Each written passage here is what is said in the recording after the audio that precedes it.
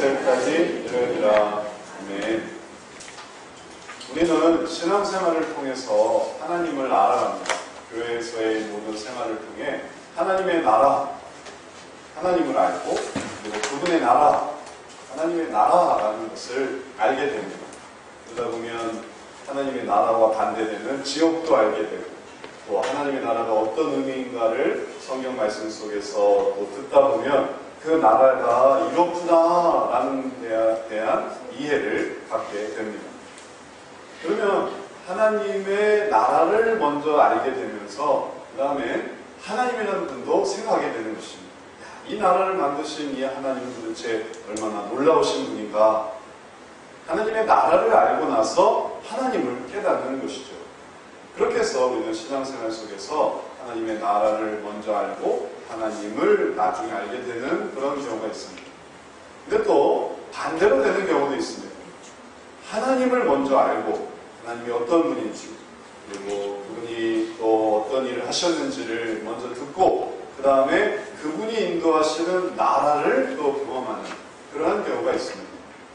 그래서 하나님의 나라를 먼저 알고 하나님을 아는 경우가 있고 하나님을 알고 그 다음에 하나님의 나라를 깨닫는 경우가 있고 그래서 결국은 이 두 가지를 다 알게 될 때 신앙생활의 기쁨과 의미를 알게 되는 것입니다. 이것을 예로 들자면 이렇게 설명할 수 있겠습니다. 제가 디즈니 월드를 갔습니다. 처음으로 디즈니 월드를 간 거예요. 제가 예전에 디즈니 월드에 대해서 들었던 얘기는 뭐냐면 제가 어렸을 때 진해에 있는 육군 대학이라는 곳에 살았습니다. 근데 거기서 해군 장교를 한 명 저희 아버님이 아셔서 늘 그분이 저희 집에 놀러 왔는데 이 해군 장교 이분이 늘 만나면 이런 얘기를 해주는 거예요. 나중에 디즈니 월드를 데려가겠다. 근데 저는 어렸을 때인데 그때 기억이 생생합니다. 아, 이 아저씨를 통해 디즈니 월드를 한번 가볼 수 있겠구나. 근데 나중에 소식이 두절되고 그랬어요. 그래서 그 아저씨와 함께 디즈니 월드는 못 갔습니다. 근데 이제 저번에 안식년 기간 동안에 디즈니 월드를 갔어요. 말로만 듣던 그 디즈니 월드 들어가게 된 겁니다. 가보신 분은 아시고 못 가보신 분은 나중에 가보시면 아시겠지만 딱 가서 보고 저는 깜짝 놀랐어요. 서울랜드랑 너무 똑같은 거예요. 나중에 알게 된 사실인데 야, 서울랜드가 디즈니 월드를 이렇게 모방했구나.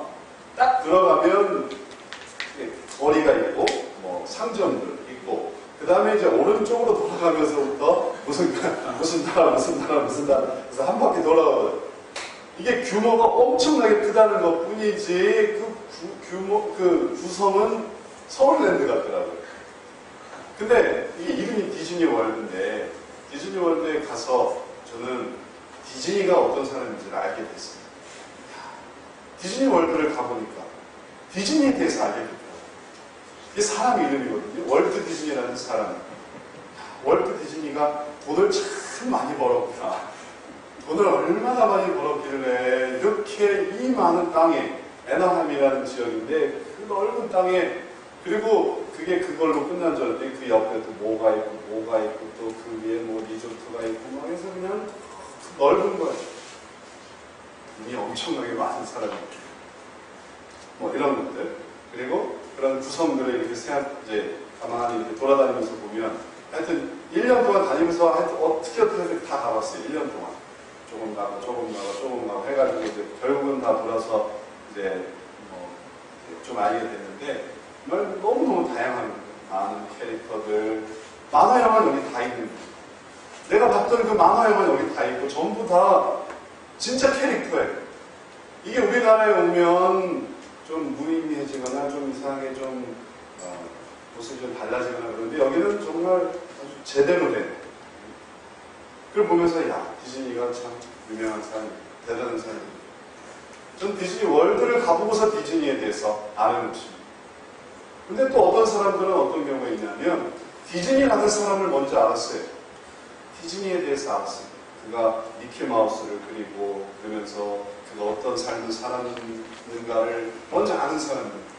그리고 가보고 싶어 하는 거죠. 디즈니가 만든 그 월드를. 디즈니 월드를 한번 가보고 싶다. 그리고 마침내 디즈니 월드를 갈 때 깨닫게 되는 것이죠. 야, 이것이 바로 디즈니가 만든 세상이구나. 하나님도 마찬가지입니다. 어떤 사람은 하나님에 대해서 모르고 들어보니까 여기 하나님의 나라가 펼쳐지는 거예요. 이 사람들은 왜 이렇게 사랑이 많지?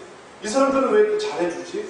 이 사람들은 왜 이렇게 봉사를 하지? 이 사람들은 왜 이렇게 사람들을 섬기려고 하지? 야, 놀랍다. 도대체 누가 이 사람들을 이렇게 만들어낼까? 그럼 그분은 하나님인 거예요. 야, 하나님 정말 위대하신 분이구나. 알게 되는 사람이 있는 거예요. 또 다른 사람은 하나님에 대해서 책을 보고 사람들에 대해 듣거나 사람들을 통해서 하나님은 어떤 분이다. 하나님은 너를 사랑하시고 하나님은 너에게 무궁한 꿈이 있으시고 하나님은 너를 위해 죽으시고 그렇구나. 하나님에서 듣고 그러고 나서 그럼 그 하나님이 만든 세상은 어떤 세상인가 하고 들어와서 하나님의 나라를 알게 되는 경우가 있습니다. 결국은 이 두 가지가 앞서거니 뒤서거니 하지만 결국 다 알게 되는 건 뭐냐면 하나님이라는 존재와 그리고 하나님이라는 존재가 만들어내는 실체를 똑같이 알 때에 그때 이제 완성된 신앙생활을 하는 것입니다. 그런데 이러한 하나님의 존재와 하나님의 실체는 살아가면서 계속 펼쳐집니다. 이게 끝이 아닌 거예요. 저는 디즈니 월드를 1년 동안 다녔습니다. 아예 1년 정기권을 끊어서 하여튼 노상 다니는 거예요. 돈이 아까우니까 돈이 되게 비쌌어요. 우리 돈으로 한 몇십만 원 했던 것 같아요. 그러니까 열심히 다녀야 되는 거예요. 왜냐면 알아야 되니까. 돈이 아까우니까. 열심히 다녔는데 1년 다니니까 이제 좀 알만 하겠더라고요.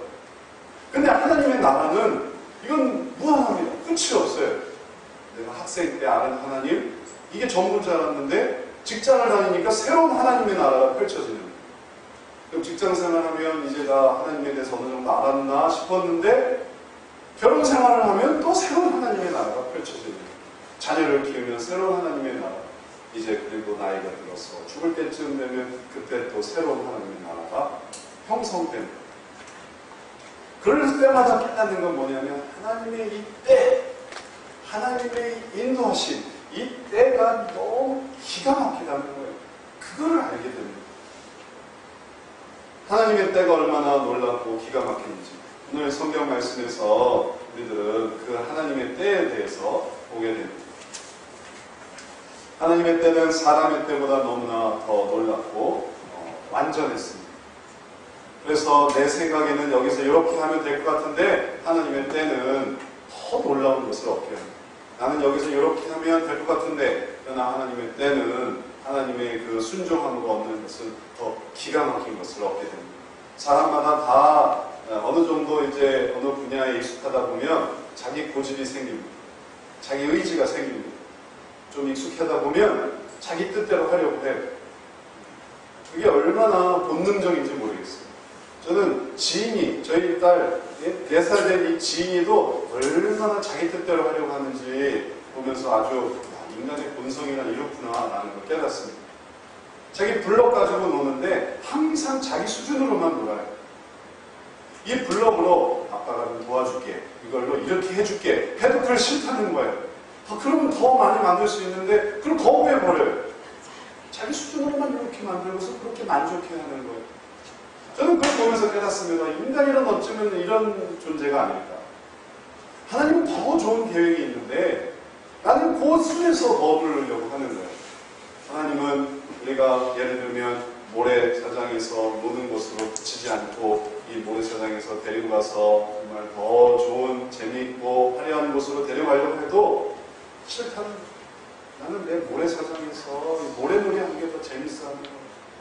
우리의 심령은 다 그렇습니다. 우리가 지금 갖고 있는 이 수준, 우리가 갖고 있는 이 땅, 우리가 갖고 있는 이 직책, 우리가 갖고 있는 이 분야, 이 분야에서 내가 이렇게 하고 저렇게 하고 그러면서 뭔가를 이루어가기를 소원합니다. 그러나 가끔씩은 말이죠. 어쩔 때 하나님이 이렇게 인도하시는 게 아닐까? 나는 싫었지만 이게 하나님의 뜻이 아닐까? 온 주위에서 하도 뭐라고 해서 이게 정말 하나님의 뜻이라고 해서 그거를 해보는 때가 있습니다. 그래, 이제야 본전이다. 나는 원하지 않았어요. 나는 내가 선택한 게 아닌데. 근데 옆에서 하도 뭐라고 하니까 그래, 한번 해보자. 해서 했는데 그게 놀라운 성공을 거둘 때가 있습니다. 그런 걸 경험하실 때가 있습니다. 없으면 이제 앞으로 하실 수 있으실 거예요. 그럴 때 우리는 깨닫습니다. 야, 하나님의 때는 정말로 놀라워. 내 생각보다 그 생각은 더 놀라운 것입니다. 나는 예를 들어 다리가 다쳐서 망할 것 같았는데, 나는 지금 돈을, 이윤을 못 벌어서 망할 것 같았는데, 나는 지금 원하는 학교를 못 가서 나는 이제 인생에 실패할 것 같았는데, 알고 보니까, 조금 지나고 보니까 그게 또 잘 되는 때가 되는 것입니다. 오히려 그때 다리를 다치는 게, 오히려 그때 돈을 좀 잃어버리는 게, 오히려 그때 그 학교를 들어가지 않은 게, 지나고 보니까 그게 너무도 잘 된 경험이 있어요. 그래서 우리는 그때마다 깨닫습니다. 야, 하나님의 나라는 놀랍구나. 하나님의 세계는 놀랍구나. 하나님의 뜻대로 살아가는 삶은 또 다른 놀라움이 있구나 라는 것을 깨닫습니다. 오늘 성경 말씀에서 다윗은 바로 그러한 사람이었습니다. 그가 자신의 삶 속에서 하나님이 얼마나 놀라우신 분인가를 그는 늘 깨달으면서 살았습니다. 그 때를 항상 의지했습니다. 그리고 그럴 때 그는 항상 승리할 수 있었습니다. 다윗의 예전 삶을 한번 생각해 보십시오. 그에게 몇 번의 고비가 있었는데 여러분의 기억과 또 저의 기억 속에서 한번 다윗의 생애를 한번 떠올려 보십시오. 그의 아주 어려서부터 처음에 놀라운 계기는 골리앗이었습니다. 골리앗이었는데 사람들이 자꾸만 갑옷을 입혀주는 거예요. 갑옷을 입어야 된다. 골리앗을 상대하기 위해서 갑옷을 입혀야 된다고. 그래야 네가 승리할 수 있다. 그래서 막 이런 갑옷 저런 갑옷. 근데 그때 그는 생각했습니다. 내가 갑옷으로 나아가냐? 아니면 하나님으로 나아가냐? 결단해야만 했습니다. 그는 뭘 결단했나요? 그는 담대하게 하나님을 결단했습니다. 그래, 내가 갑옷으로 이기는 게 아니야. 나는 하나님으로 이기는 거야. 갑옷을 버렸어요. 갑옷을 벗었어요. 그리고 자기 가장 익숙한 물맷돌 하나를 집어들었습니다. 그리고 골리앗에게 말합니다. 너는 칼과 단창으로 내게 나아오지만 나는 만군의 하나님 여호와의 이름으로 내게 나아가. 물맷돌로 나아가는 게 아니고 나는 하나님으로 나아가. 그리고 그는 이겼습니다. 이겼어요. 사람들의 예상을 뒤집었어요. 하나님을 의지하니까 그런 결과가 나왔습니다. 또 다른 고비에 그는 사울왕의 미움을 받았습니다. 사울왕의 미움을 피하기 위해서 그는 요나단을 믿어야 될 것인가 말아야 될 것인가를 고민해야겠어요. 사울의 아들이, 그럼 사울은 한편이지 않겠습니까? 사울은 나를 죽이려고 해. 그러나 이 요나단을 믿어야 될까 말아야 될까? 그때 그는 하나님을 의지했습니다. 하나님께서 내게 주신 친구, 그리고 그 친구의 우정, 하나님께서 그를 사랑하심을 볼 때 그는 믿어도 돼. 그리고 그를 믿었어요. 그가 하는 대로 했습니다. 그가 가라고 할 때 갔어요. 그래서 정말 사울 왕의 그 죽이려고 하는 그 위험을 피할 수 있었습니다. 뿐만 아닙니다. 그가 이제 작은 무리의 지도자가 돼서 여기서 숨고 저기서 숨고 할 때 시글락이라는 이 동네를 자기가 이제 꾸몄습니다. 거기 살던 데 아말렉이 이제 쳐들어와서 시글락의 부녀자와 가축을 다 납치해 갔어요. 그때 그는 하나님께 물었습니다. 하나님, 제가 어떻게 하면 좋겠습니까? 제가 제 재산을 다 잃었고 제 가족을 다 잃었으니 저는 어떻게 하면 좋겠습니까? 그가 하나님을 의지했습니다. 그러니까 하나님께서는 그에게 응답하셨어요. 쫓아가라.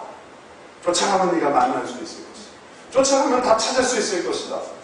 그래서 그 말에 힘을 얻고 그는 쫓아갔고 그래서 아말렉에서 다시 빼앗아 올 수 있었습니다. 다윗의 생애 자체가 하나님을 의지함이었어요. 그는 살아가면서 계속해서 펼쳐지는 이 삶 속에 내 힘으로 해야지, 내 의지로 해야지, 내 때를 따라야지, 내 계획을 생각해야지, 그렇게 하지 않았습니다. 그는 어려서 골리앗을 상대할 때나 사울의 추격을 받을 때나 혹은 작은 지도자가 돼서 무리를 이끌고 다닐 때에도 그는 항상 하나님을 의지했습니다. 그랬던 다윗에게 이제 더 새로운 세계가 펼쳐졌습니다. 뭐냐면 그 왕이 된 거예요. 하나님의 왕이 되었습니다. 오늘 성경 말씀 17절에 보면 이스라엘이 다윗에게 기름을 부어 이스라엘 왕을 삼았다 함을 블레셋 사람이 듣고 다윗을 찾으러 다 올라오매 다윗이 듣고 요회처럼 나가니라. 왕이 되었어요. 왕이 됐는데 위기가 찾아왔습니다. 블레셋 사람들이 왕이 됐다는 얘기를 듣고 다윗을 공격하기 위해서 찾아오는 거예요.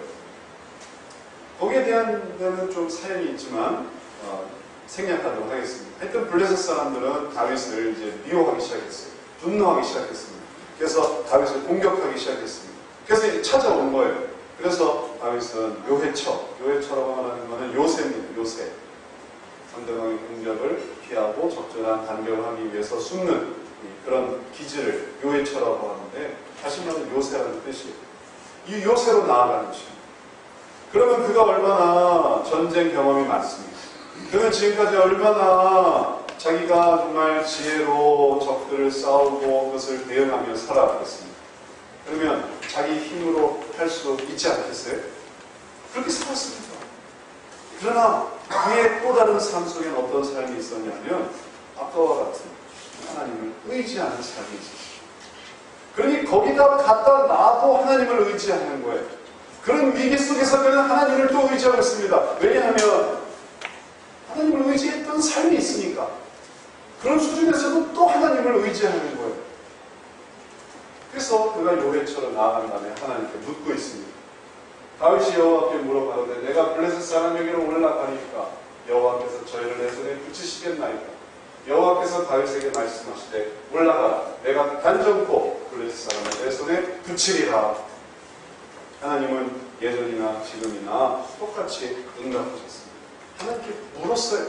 묻는 방식이 무엇이든 그는 하나님께 물었습니다. 그리고 하나님은 그 방식이 무엇이건 대답해 주셨습니다. 그게 꿈이건 환상이건 선지자건 그게 무슨 소용이 있겠습니까? 의미는 결국 하나님이 대답하셨다는 것인데, 묻고 그리고 하나님께서 대답하고 계십니다. 이게 가능한 이유는 하나님이 살아계시기 때문에, 하나님이 살아계시기 때문에 우리는 물을 수 있습니다. 그리고 하나님이 살아계시기 때문에 하나님은 대답하시는 것입니다. 우리가 신앙생활 속에서 나이가 들면서 혹은 신앙 경력이 커지면서 사실 우리는 더 하나님께 물어야만 합니다. 하나님께 물어야 합니다. 목사님께 묻는 게 아니고 장로님께 묻는 게 아니고 하나님께 물어야 됩니다. 그러다 보면 목사님을 통해 대답하실 수도 있고 장로님을 통해 집사님을 통해 대답하실 수도 있고, 목사님도 사실 하나님께 묻는 사람입니다. 저 자신의 이야기를 하나님께 물을 뿐 아니라 각 성도들의 이야기를, 각 성도들의 문제를 하나님께 의지합니다. 근데 때로 저는 좀 당황스러울 때가 있어요. 우리 이 이야기를 하나님께 물읍시다라고 할 때 어떤 분들은 그걸 되게 힘들어하는 거예요. 하나님께 묻는다? 어떻게 하나님께 물을 수가 있습니까? 하나님은 대답하시는 분이 아닌데 어떻게 하나님께 그걸 물어볼 수가 있겠습니까? 그때 저는 좀 난감해집니다. 왜냐하면 그건 정말 기본 중에 기본입니다. 하나님께 묻는다는 것은. 왜냐하면 그분은 살아계시기 때문에 그분은 대답하신단 말이에요. 근데 뭐 오늘 찌개를 먹을까요? 국을 먹을까요? 이런 건 묻지 않아도 돼요. 오늘 비빔밥을 먹을까요? 짜장면을 먹을까요? 이런 건 묻지 않아도 됩니다. 정말 위기 상황에서, 갈등 상황에서, 두렵고 괴롭고 힘들 때 주여 제가 나아가야 될까요? 가만히 있어야 될까요? 제가 맞서 싸워야 될까요? 아니면 참아야 할까요? 제가 이 길로 가야 될까요? 저 길로 가야 될까요? 그럴 때 우리는 물어야 합니다. 물을 수 있어요.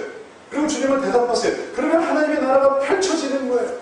묻지 않고 내가 그 일을 하면 그건 내 나라일 뿐입니다. 거기서 얻었던 무슨 인생 경험, 거기서 얻었던 내 실패, 그거는 결국 다 내 삶이, 내 나라예요. 이렇구나. 내가 이렇게 하니까 이렇게 되는구나. 저렇게 하니까 저렇게 되는구나. 그건 결국 내 나라가 형성되는데, 하나님의 나라로 들어가는 것은 주님께 묻는 것입니다. 하나님, 내가 어떻게 해야 되겠어요? 그러면 이제 하나님의 나라가 펼쳐지는 것입니다. 다윗이 그런 삶을 살아왔기 때문에 그는 왕이 돼서도 그러한 삶을 살았습니다. 그가 왕이 돼서 물은 게 아니에요. 그는 어려서부터 하나님께 물었습니다. 그러니까 왕이 돼서도 묻는 거예요. 어떻게 하면 돼? 싸우면 되지. 그게 어려워요? 전쟁 한두 번 하나요? 공격하면 싸우면 되지. 그걸 왜 물어요? 그러나 다윗은 그걸 묻고 있어요. 너무 당연한 그거예요. 알아서 처리하면 될 거예요. 공격하라고 하면 될 거예요. 그걸 주님께 묻고 있습니다. 그는 하나님의 나라로 들어가면서 그 나라를 경험하는 거예요. 그가 묻는 것은 내가 블레셋 사람에게로 올라가리까 먼저 공격할까요? 공격받으면 반격하는 걸로 할까요? 중요한 문제죠. 간단한 게 아닌 거예요. 사실 이것을 내가 먼저 공격할 때 어떤 일이 일어섰고, 또 내가 공격을 받았을 때 대응하면 어떤 일이 일어났고, 이런 것들에 대해서 뭐 경험이 많으면 그 경험대로 살면 간단하기도 하겠지만, 하나님은 하나님의 나라를 보여주는 것입니다. 하나님의 세계를 보여주기를 원하십니다.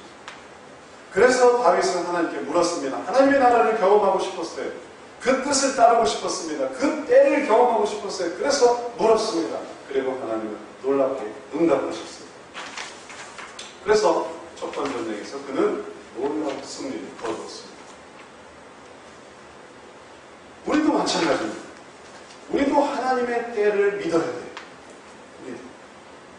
그리고 우리가 하나님의 때를 믿을 때 꼭 기억해야 되는 건 뭐냐면, 하나님의 때를 믿을 때 나의 때는 버려야 하는 것입니다.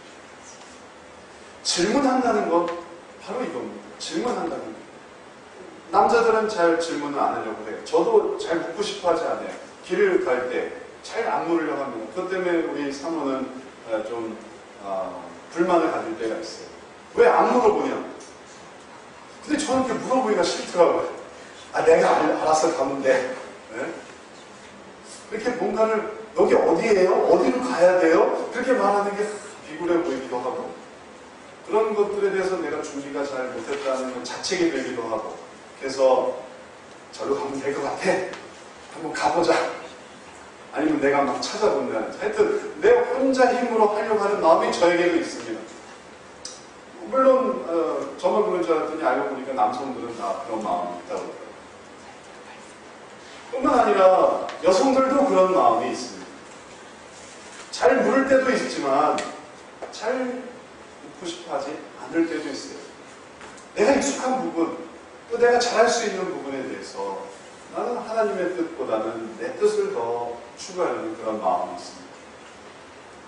그러나 하나님은 우리들에게, 그래서 형성되는 우리의 나라보다 하나님은 하나님의 나라를 펼쳐주기로 원하십니다.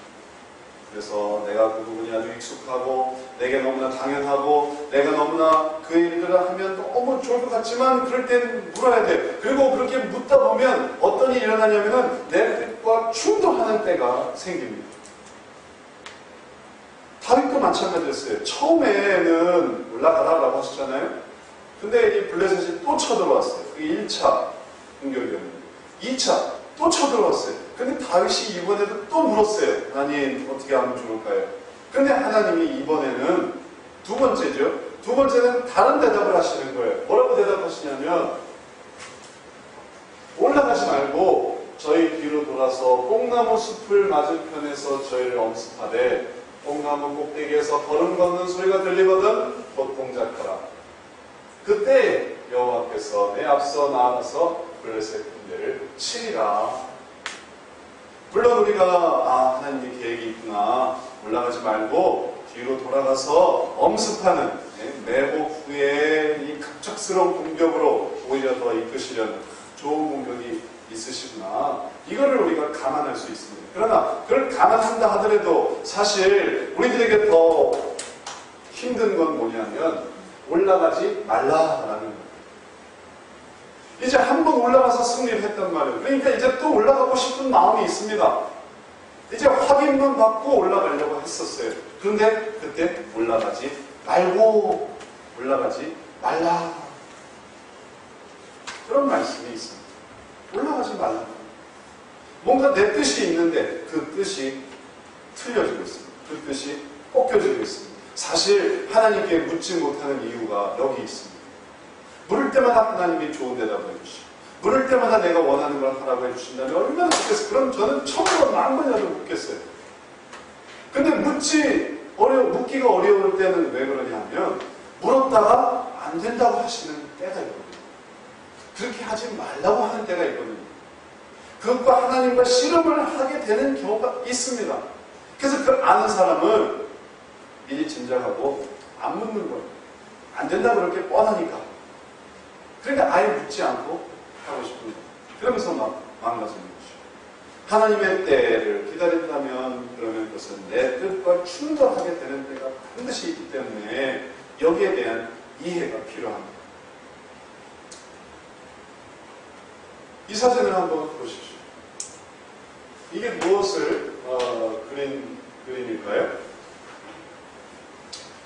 이거는 1950년 9월 15일 우리나라의 인천 상륙 작전을 보여주는 그림입니다. 이제 우리나라는 부산까지 다 밀렸습니다. 부산 하나 남은 거예요. 낙동강 이제를 사이에 두고 다 잃어버렸어요. 마지막 거기가 이제 교두보가 되었어요. 그런데 그때 메가더 장군이 인천 상륙 작전을 계획을 했어요. 그래서 인천 상륙 작전을 위해서 부산에서 모든 병력을 빼고 일본에서 모든 병력을 다 어디다 쏟아붓냐면 인천에다가 쏟아붓는 거예요.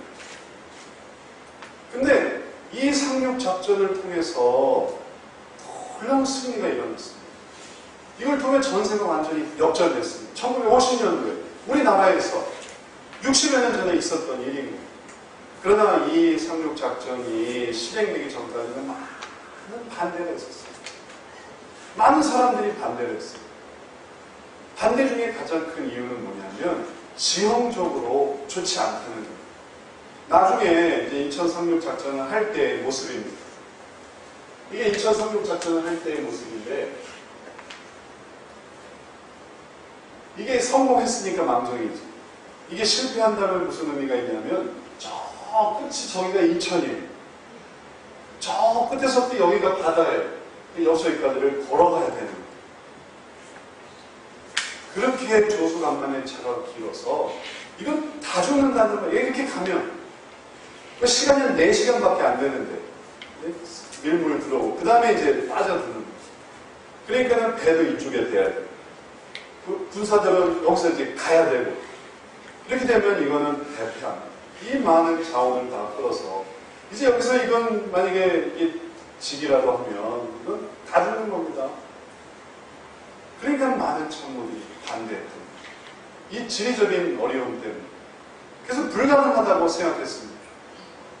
뿐만 아니라 일반적인 상륙 작전에서 지금까지 이 전사에서 상륙 작전은 500번이 있었는데 500번 중에 모조리 다 패배를 했대. 공격하는 팀. 상륙 작전을 시도한 팀은 500번의 역사 속에서 한 번도 승리한 적이 없어요. 근데 딱 한 번 승리한 적이 있었대요. 그게 뭐냐면 노르망디 상륙 작전이에요. 2차 세계대전.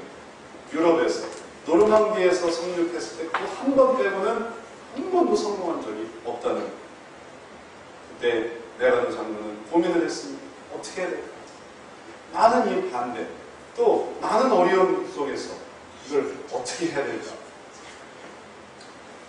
그가 만약에 사람들의 반대를 받아들여서 그 일을 하지 않았으면 오늘날 우리는 존재하지 않았겠죠. 전혀 새로운 나라가 펼쳐졌을 것입니다. 그러나 메가더 장군은 그것을 극복했습니다. 500분의 일이 아니라 5,000분의 일이 된다 하더라도 만약에 한 번이라도 이 작전에 성공한 적이 있다면 이것도 성공할 수 있다. 그리고 그가 기도를 했습니다. 기도를 하고 하나님을 의지했습니다. 그래서 이 어려운 일들을 자기의 이 뜻과 반대되는 이 반대를 무릅쓰고 그 일을 이루어냈어요. 하나님을 의지했어요. 그래서 그것이 오늘날 이 나라를 만들었고 그리고 또 역사상 가장 위대한 작전으로 평가받고 그리고 놀라운 승리를 거둘 수 있게 된 것입니다. 세상 사람들의 판단 혹은 나 자신의 판단도 하나님의 뜻과는 배치될 때가 있습니다. 다른 사람들이 다 안 된다고 할 때 하나님은 된다라고 말씀하실 때가 또 나 자신도 의심스러울 때 하나님은 해보라고 하실 때가 있습니다. 이때 하나님의 뜻을 따를 때 우리들은 새로운 나라를 경험하는 것입니다. 하나님의 놀라운 승리를 경험하게 됩니다. 그래서 그때 우리가 우리 자신의 이 생각을 버리고 우리 자신의 이 경험을 버리고 하나님께 의지할 때에 비로소 하나님께서 주시는 놀라운 그 일들을 경험하게 되는 것입니다. 다윗도 그것을 의지했습니다. 본문으로 돌아와서 하나님께서 보이시는 올라가지 말라 거기에 굴하지 않았습니다. 지금 올라가지 않아야 됩니다. 그리고 하나님이 말씀하신 대로 뽕나무 숲을 위에서 걷는 소리가 들리거든 저벅저벅 저벅하고 그 위에서 이 숲을 위에서 뭔가 소리가 들리거든 그때 공격해라. 다윗은 그 말씀으로 따랐습니다. 왜냐하면 그는 하나님의 때를 의지했기 때문에 그런 것이죠. 그리고 그는 1차에 이어서 2차에도 계속 승리할 수 있었습니다. 25절 말씀입니다. 다 같이 한번 읽어보겠습니다. 이에 다윗이 여호와의 명대로 행하여 블레셋 사람을 쳐서 게바에서 게셀까지 이르니라.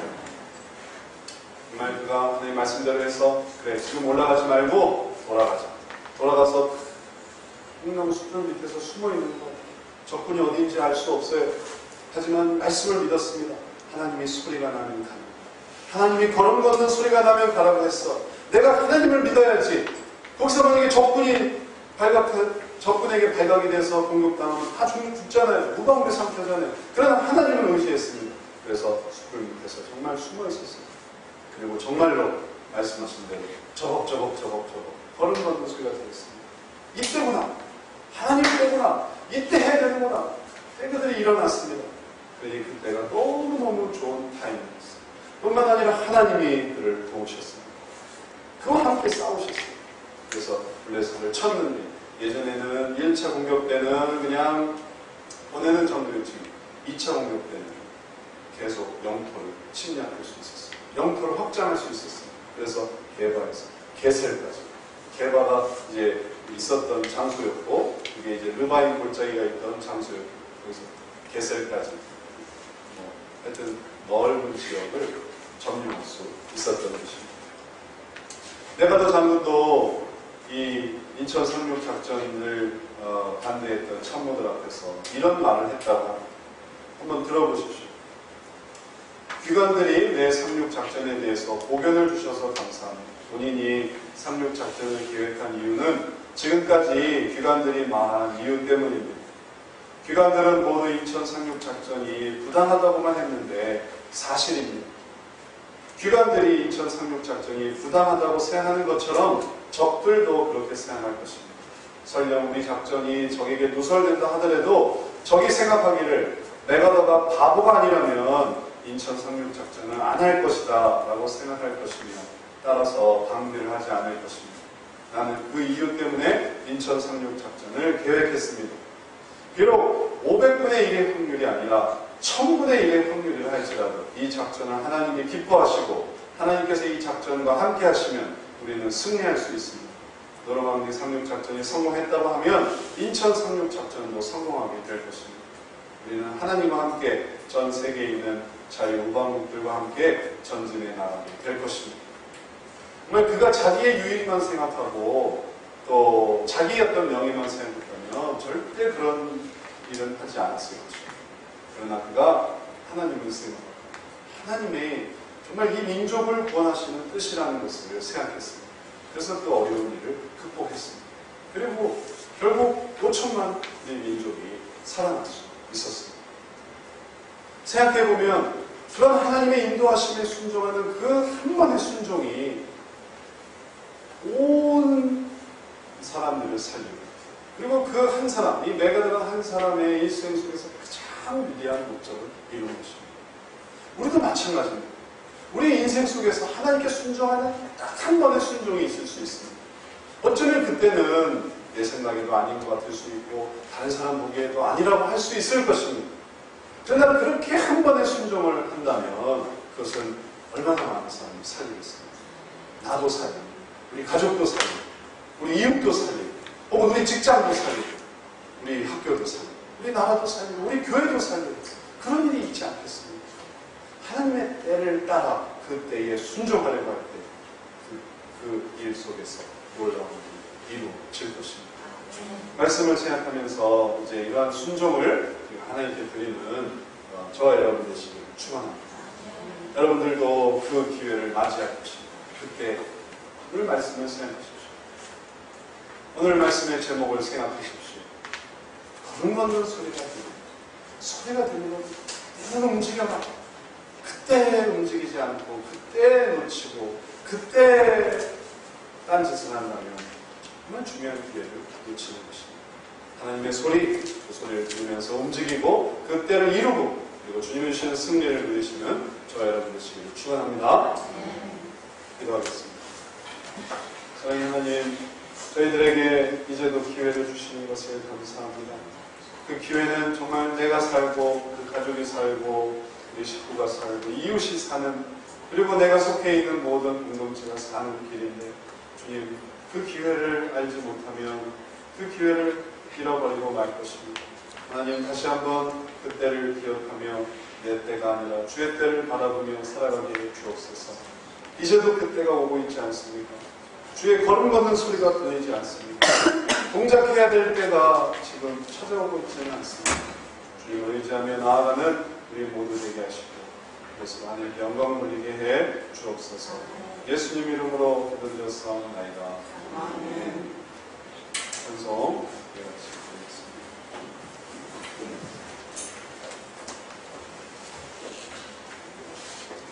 394장 시작합니다.